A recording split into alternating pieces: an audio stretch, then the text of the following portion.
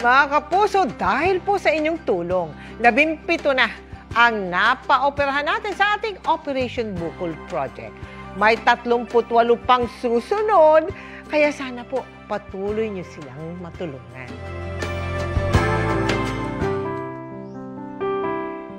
Sa loob ng 11 taon, dala-dala ni Jeveline ang malaking bukol sa leeg dahil sa goiter o bosyo.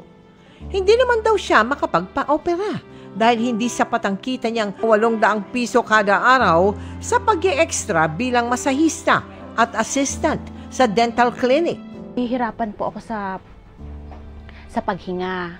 Tapos, ang tulog ko po medyo na ako sa pagtulog dun pa putol-putol. Yun po yung mga nararamdaman ko.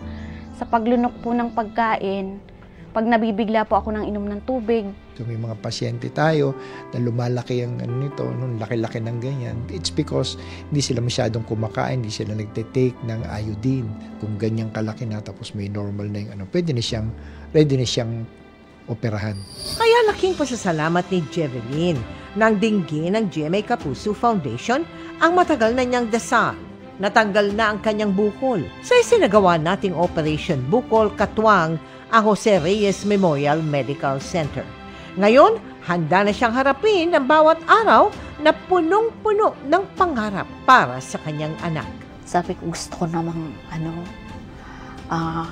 makita pa yung pag-unlad ng anak ko, yung future niya. Si Cesar, na isa rin nating benepisyaryo, maayos nang nakakapagtrabaho at nakakatulog matapos matanggal ang bukol sa kanyang balikat noong Pebrero. Kahit wala pang 1 year, parang pag magbuhat ako, kahit hindi ganun kabigatan, medyo okay na siya.